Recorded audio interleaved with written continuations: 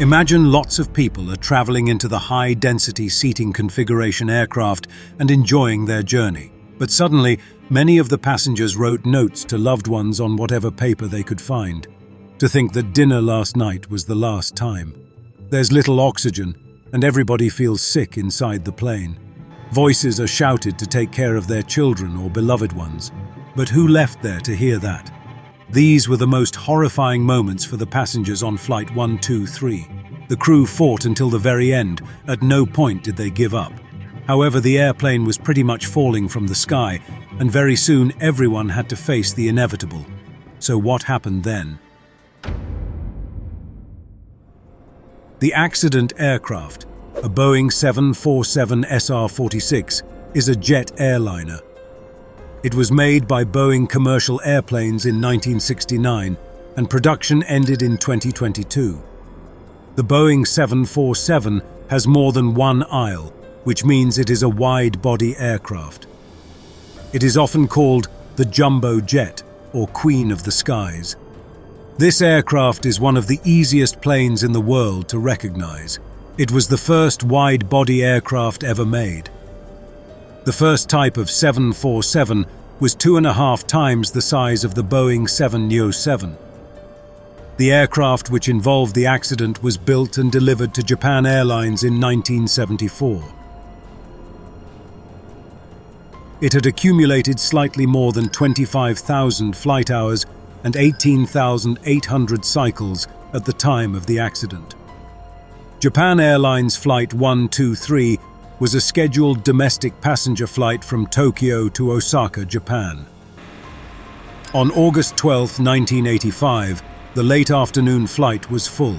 509 out of 520 seats were occupied, plus the 3 pilots and 12 flight attendants, making a total of 524 people on board.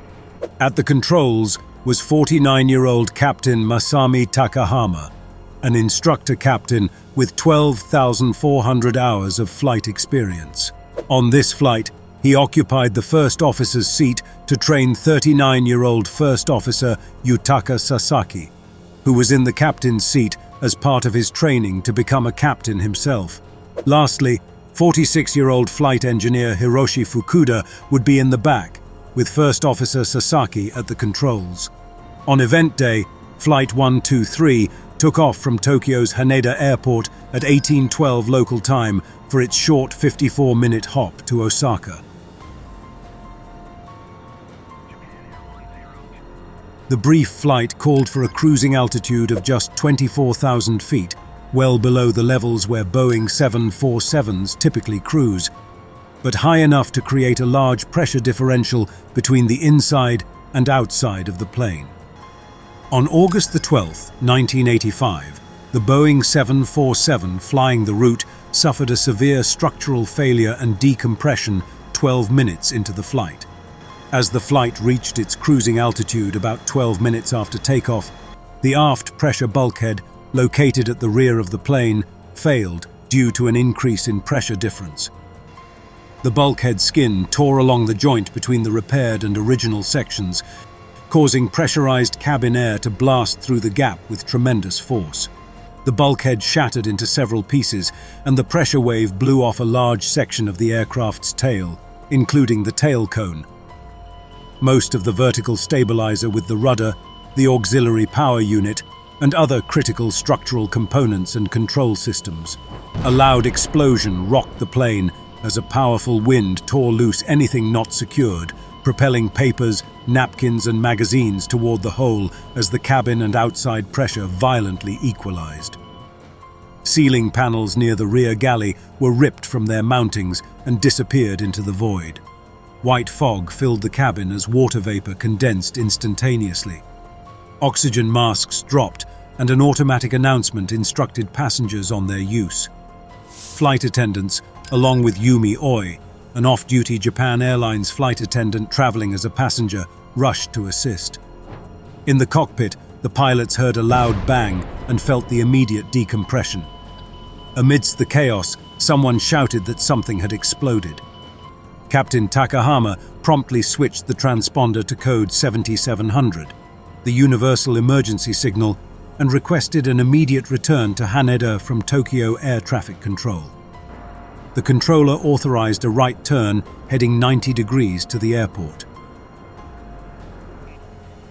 However, flight engineer Fukuda soon identified a critical issue. They were losing hydraulic pressure.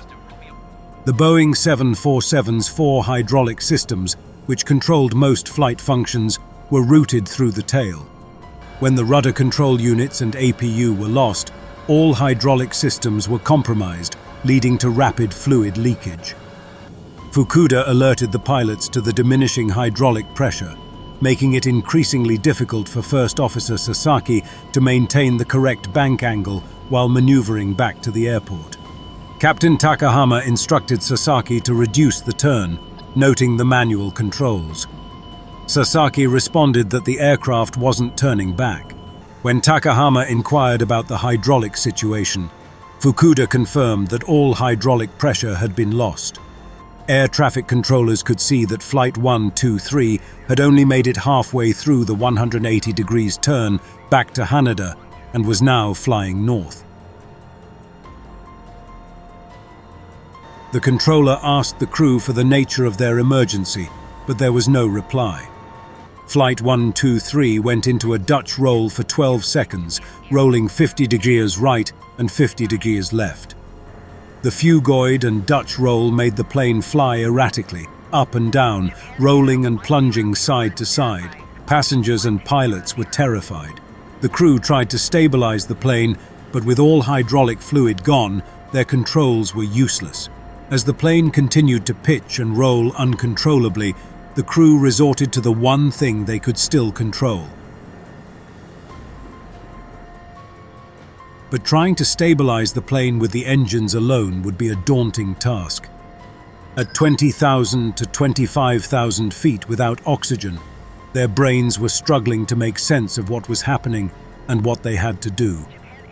For several minutes, they became passengers, carried along by the cold laws of aerodynamics. Confused as to why Flight 123 was not turning back to Haneda, the controller decided to give the crew more options and offered to guide them to Nagoya instead. But the pilots declined and said they were returning to Haneda. When the controller sensed the crew was struggling to communicate in English under pressure, he allowed the conversation to switch to Japanese. In the cockpit, Captain Takahama and First Officer Sasaki fought to control the fugoid cycle, shouting commands like "nose down" and "power."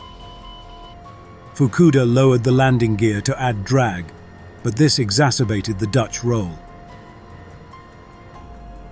Using differential thrust, the pilots attempted a right turn toward Haneda, but struggled to control it, making a steep 360 degrees turn over Atsugi and losing 5,000 feet before finally leveling out at 15,000 feet. Air traffic control inquired about regaining control. Fukuda reported that all hydraulic pressure was lost and confirmed the plane was out of control.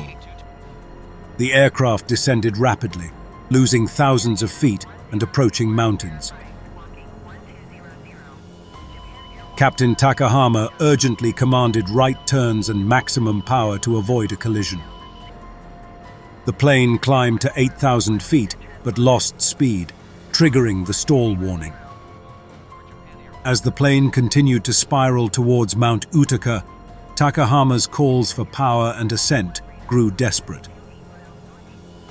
The cockpit voice recorder captured his final shouts as the plane descended at 18,000 feet per minute with a severe right bank. The right wingtip and engine struck trees, and the aircraft crashed into a ridge, breaking apart and scattering debris. The 747 ultimately exploded, with debris spreading across the ravine. At Haneda and Yokota Air Force Base, controllers watched in shock as the plane disappeared from radar. Attempts to contact the flight failed, and a military plane soon confirmed a large fire in the Nagano Mountains. The search began, with a U.S. Air Force C-130 locating the site and reporting no visible signs of survivors. the Japanese government opted for a ground search, which proved fatal due to delays. The massive ground operation that followed uncovered 4 survivors: off-duty flight attendant Yumi Oi, 12-year-old Ku Kawakami, 34-year-old Hiroki Yoshiaki, and her 8-year-old daughter Mikiko. The search for more survivors continued, but only hours after the crash, a large piece of the vertical stabilizer was found in Tokyo Bay, and a photograph revealed the missing tail fin. The aircraft, featuring a high-density seating configuration, was carrying 524 people. The crash killed all 15 crew members and 505 of the 509 passengers on board, leaving only 4 survivors. An estimated 20 to 50 passengers had survived the initial crash, but died due to their serious injuries a few hours later while awaiting rescue. The crash of Flight 123 is the deadliest single aircraft accident in aviation history. Thanks for watching, and don't miss to subscribe for more updates. See you next time.